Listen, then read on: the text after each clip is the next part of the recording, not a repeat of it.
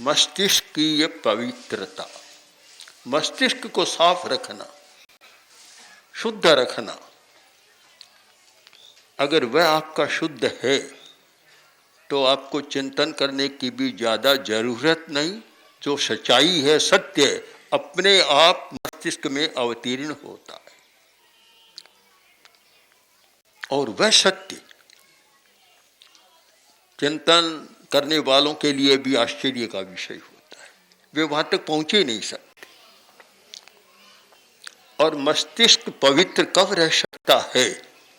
जब आपका कषाय उपशांत है, इमोशन पर कंट्रोल है, कोई संवेग नियंत्रण है, तब वह पवित्र रह सकता है। जो व्यक्ति बार बार पता नहीं दिन में कितनी बार उत्तेजना करता है, आवेश का प्रयोग करता है, उसका मस्तिष्क तो वह वैसा रह नहीं सकता। मस्तिष्क की अपनी कला है, अपना कार्य है और अपने ढंग से काम करता है।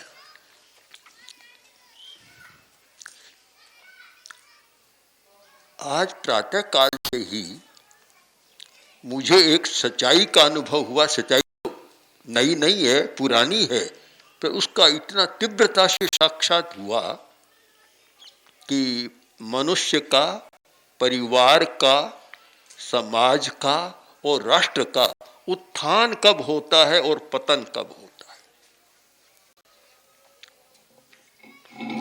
आज तक हजारों वर्षों में कितने सभ्यताओं का उत्थान हुआ और पतन हो गए।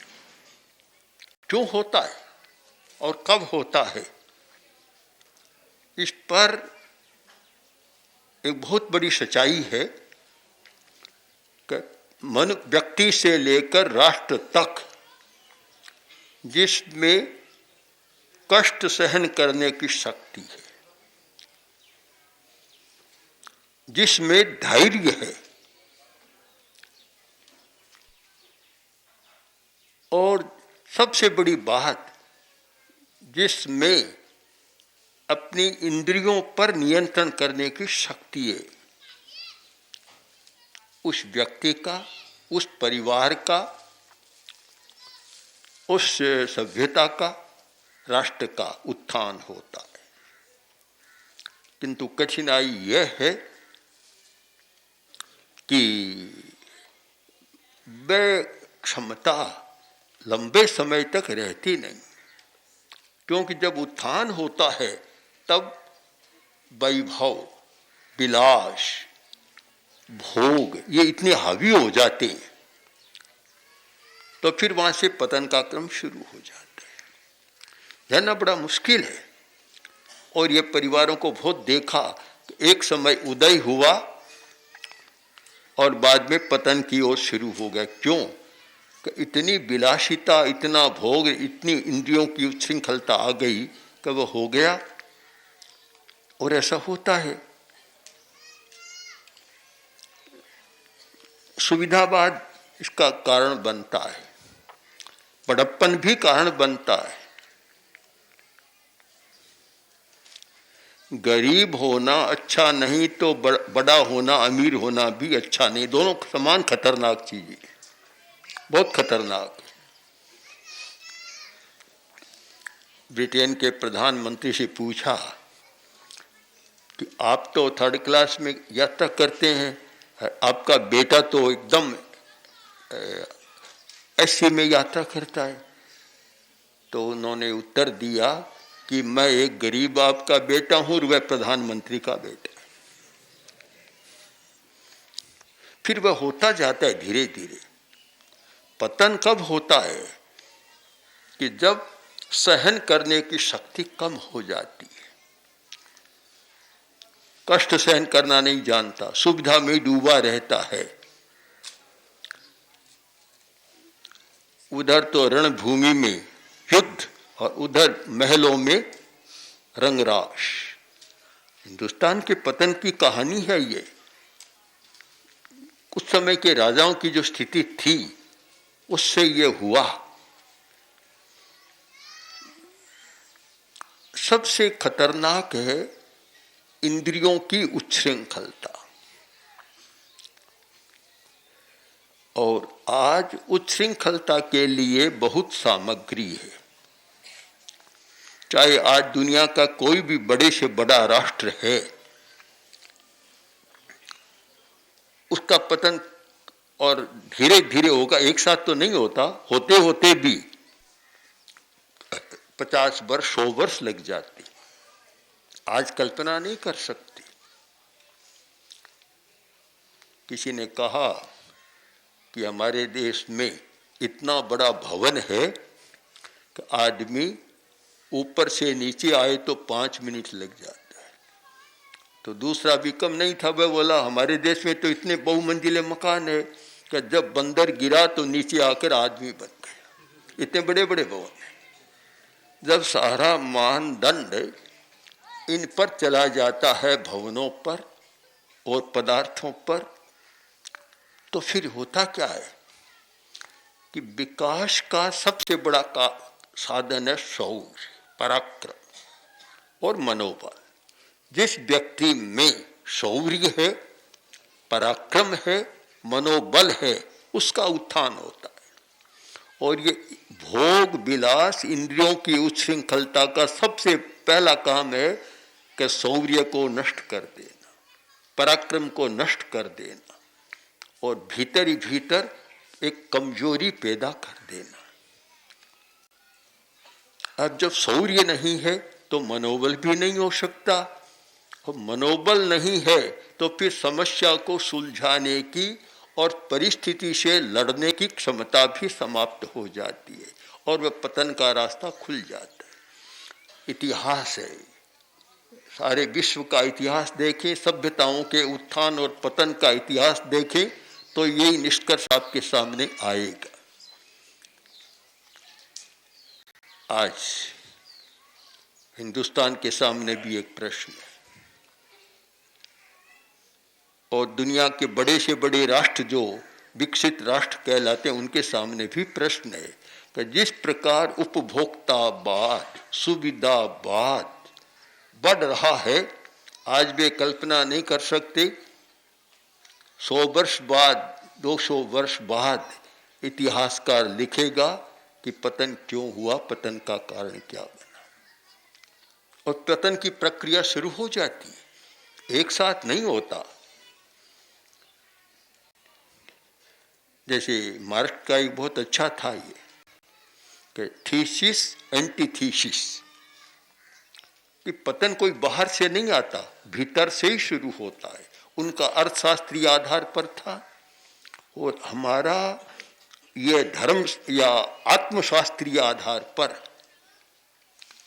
कि आदमी का शौर्य कब नष्ट होता है, उसकी वीर्य शक्ति कब नष्ट होती है, उसमें पराक्रम है, जूझने की, लड़ने की क्षमता है और अपने अस्तित्व को बचाने की क्षमता है। अगर महाराणा प्रताप भी इतने भोगी विलासी होते तो क्यों वन में भटकते, क्यों ऐसी स्थिति देखते कि बच्चों के लिए खाने के लिए भी नहीं, ऐसी स्थिति क्यों देखते? उसका कारण एक ही, शौर्य और पराक्रम। कब पराक्रम था, और पराक्रम का मतलब है जिसमें शौर्य पराक्रम है वह अपने अस्तित्व की सुरक्षा कर सकता है, वह अपनी स्वतंत्रता की सुरक्षा कर सकता है। और जिसमें वह नहीं है कि ठीक है सब कुछ भोग सारा मिल रहा है, अब कोई परतंत्र हो तो हो, क्या हो, हमारा क्या लिया, बस बात समाप्त कर देता है। महामती चाणक्य ने यह लिखा कि शासक को इंद्रियजयी होना चाहिए। अगर सामान्य दृष्टि से पढ़े तो एक मुनि के लिए तो आता भी, मुनि को जितेंद्रिय होना चाहिए। मुनि के लिए शब्द आता है जितेंद्रिय, और महामती चाणक्य ने लिखा शासक को इंद्रिय जयी होना चाहिए। दोनों बात एक ही है कि इंद्रिय पर विजय पाने वाला होना चाहिए। किंतु जिस प्रकार इंद्रियों की उच्छृंखलता, भोग की उच्छृंखलता और जिस प्रकार ये पदार्थ की बहुलता, सुविधा बहुत बढ़ रहा है, ऐसा लगता है कि विकास कर रही, पर शायद उसके विकास के साथ साथ पतन की प्रक्रिया भी चल रही। मैं आपसे पूछना चाहता हूं, आदमी कब मरता है? कब मरता है? आप कहेंगे कभी अमुक दिन आदमी मर गया, दिनांक बता देंगे कि अमुक व्यक्ति अमुक दिन मरा, फलाना महीना था, फलाना वार था और फलाना सन संवत था, आदमी मरा। ये बहुत स्थूल बात है। सूक्ष्म दृष्टि से देखने वाला कभी ऐसा नहीं कहता। वह तो ये कहेगा कि मरना तो जब से जन्मा तब से मरना शुरू हो गया था। दो भाषाएं हैं, एक आदमी उसे देखेगा कहेगा कि 5 वर्ष का हो गया, दूसरी ओर से पीठ की ओर से देखो तो कहेंगे 5 वर्ष समाप्त हो गए, 5 वर्ष तो चले गए। तो हमारे सामने दोनों दृष्टियां साफ है। आज जो कहते हैं भ्रष्टाचार बढ़ा और बढ़ा, तो मुझे कोई आश्चर्य नहीं होता कि जब पदार्थवादी युग, पदार्थवादी दृष्टिकोण, सुविधावादी दृष्टिकोण और हर व्यक्ति को बढ़िया कार, बढ़िया मकान, फ्रीज, रेडियो आदि आदि सारी आधुनिक सुविधा चाहिए, तो वह कहां से आएगी? कहां से आएगी? कि धन से आएगी? धन कहां से आएगा?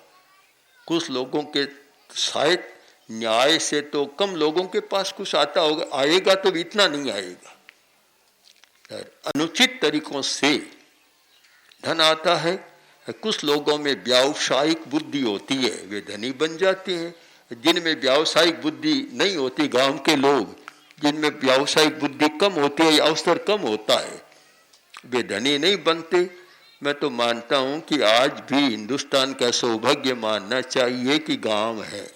अगर सारे शहर बन जाए तो पतन और जल्दी शुरू हो जाएगा। निश्चित सत्य है ये कोई कि और जल्दी प्रक्रिया शुरू हो जाएगी। पर गांव है इसलिए वह पतन की प्रक्रिया की गति मंद है।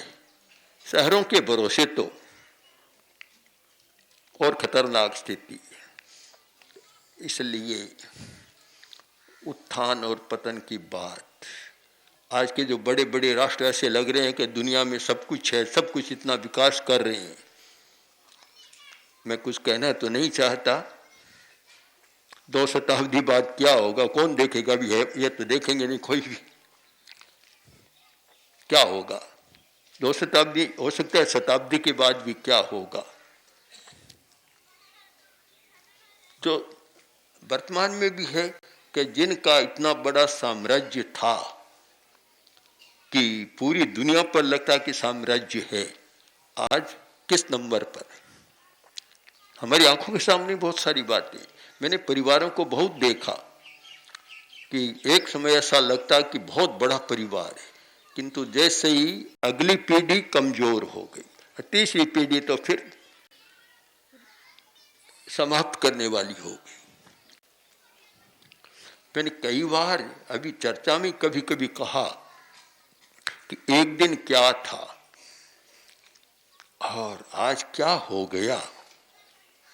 7 पीढ़ी की बात तो बड़ी मुश्किल है, तीसरी पीढ़ी भी अच्छी हो जाए तो बड़ी बात है। पता नहीं किस प्रकार के लोग जन्मते हैं, किस प्रकार उसको नष्ट कर देते। इस पर धार्मिक आदमी को अवश्य विचार करना चाहिए कि कुछ ऐसे वातावरण का निर्माण करें जिससे त्याग और संयम की शक्ति बढ़े, इंद्रिय विजय की शक्ति बढ़े, इंद्रियों की उच्छृंखलता न हो और सुविधावाद से बच सके।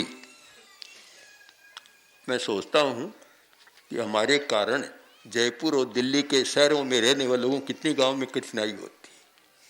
बहुत लोग हैं जो वातानुकूलित मकान में रहने वाले हैं, बड़े बड़े भवनों में रहने वाले हैं, पंखे भी चलते हैं, कूलर भी चलते हैं, एसी भी है, सब कुछ है।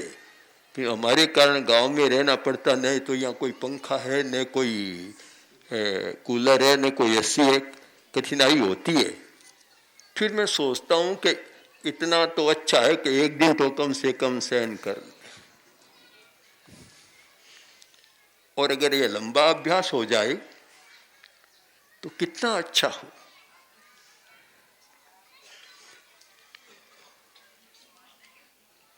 अवश्य एक मोड़ लेने की जरूरत है, पूरे राष्ट्र को एक मोड़ लेना आवश्यक है, परंतु कौन ले? कठिनाई ये है कि जिनको उच्चासन पर बिठाया जाता है वे तो और 2 कदम आगे बढ़ जाते। सुविधावाद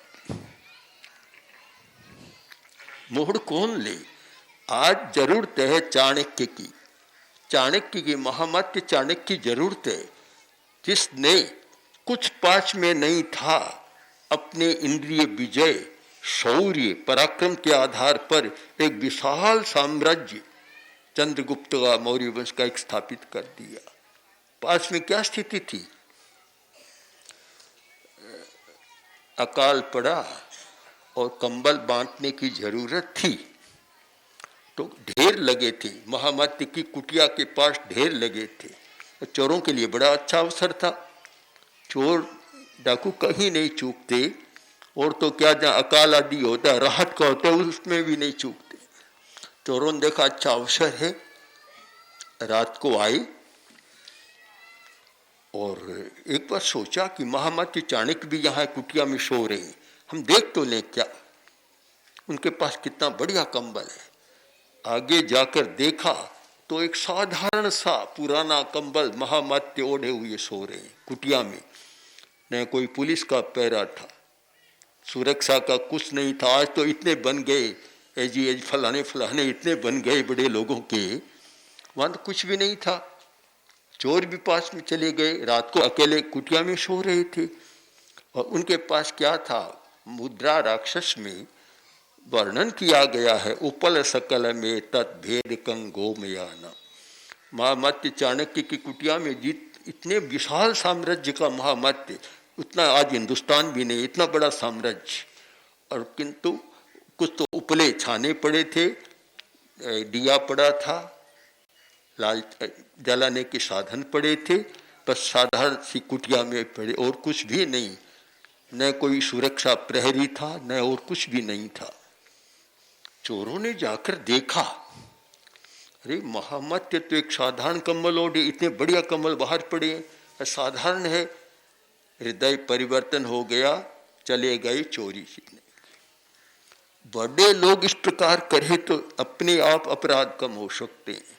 जब बड़े लोग तो इतने सुख सुविधा में, आराम में रहे, तो छोटों में फिर क्यों नहीं प्रतिक्रियात्मक भावना जागृत होगी? कभी सबको करना चाहिए। मैं सोचता हूँ कि आज ये बात कह रहा हूँ, शायद कोई बड़ा आदमी तो सुनने को तैयार नहीं, गाँव का आदमी भले ही सुन ले, कोई मानस, बड़े आदमी तो कोई तैयार नहीं है बदलने के लिए, मोड़ने के लिए। आज कोई महामत्य चाणक्य नहीं है जो इस प्रकार चोरों के हृदय को बदल दे। आज के बड़े आदमी चोरों को पैदा तो कर रहे, अपराध तो बढ़ा रहे, पर चोरों के हृदय को, अपराध को कम करे, बदल दे, ऐसे बड़े आदमी मेरे सामने तो कोई आया नहीं। आया नहीं का मतलब बहुत कम देखा नहीं, ऐसे मैं नास्ती नहीं मानता हूं, बहुत कम आते हैं। और इसीलिए ये बड़े लोगों के प्रति मन में आकर्षण भी नहीं, उनके प्रति आकर्षण है जो बड़े स्थान पर होकर भी नैतिकता के साथ काम करते हैं, जीवन चलाते हैं। उनके प्रति आकर्षण है, तो वह बड़े होने के कारण नहीं, बड़े होने के कारण उनमें नैतिकता है, वह आकर्षण है, उसका आकर्षण है। तो मैं मानता हूं कि एक शाश्वत सत्य जिसका तीव्रता से अनुभव हो रहा है, ध्यान देना जरूरी है कि हम किस प्रकार संयम, त्याग और इच्छा परिमाण और सुविधावाद से बच सके। आचार्य तुलसी ने साधु संस्था को एक सावधानी की भाषा में कहा कि खबरदार जो सुविधावाद पनप पाए, खबरदार। पर मैं मानता हूं कि आज कुछ असर साधु संस्था पर भी नहीं आ रहा है, ऐसा मैं नहीं मानता। वातावरण का असर आ रहा है और मुझे एक तो बड़ा खतरा है। भिक्षु स्वामी ने इतने कष्ट सहन किए, हमारे पूर्वजों ने इतने कष्ट सहन किए, और आज ये रतलाम के भाई गए हैं, वहाँ हमारे बेणीराम जी स्वामी गए थे, एक दिन में 9 स्थानों से निकाला गया। छोड़ो स्थान, छोड़ो स्थान, छोड़ो, इतने इतने कष्ट सहन किए तो तेरा पंथ का उत्थान हुआ। उत्थान कोई बातों से नहीं होता, उत्थान संयम, त्याग, मनोबल, शौर्य से होता है, पराक्रम से। जिसमें कष्ट सहन करने की शक्ति है वह हर कोई उत्थान कर सकता है। जिसमें यह नहीं है तो मैं बार बार सोचता हूँ, गुरुदेव की जो ये चेतावनी है बड़ी महत्वपूर्ण है कि खबरदार सुविधाबाद जो पनप पाया। साधु संस्था के लिए भी ये जरूरी है, श्रावक समाज के लिए भी, और हर धार्मिक के लिए, और शायद हर राष्ट्र के उच्च स्थान पर बैठे लोगों के लिए, कि ये सुविधावाद न पनपे। हमारी मूल भारतीय संस्कृति के तत्व हैं त्याग, विसर्जन, संयम, इनका प्रयोग करें तो एक शायद राष्ट्र की चिरजीविता या सभ्यता और संस्कृति की दीर्घायुष्कता का वे सूत्रपात कर सकते हैं। जो ऐसा नहीं करते हैं वे राष्ट्र की जड़ें उखाड़ने और उसके पतन के लिए प्रक्रिया शुरू कर देते हैं। इन दोनों प्रश्नों पर मैं मानता हूं कि आज एक गंभीर विचार आवश्यक है। ओम।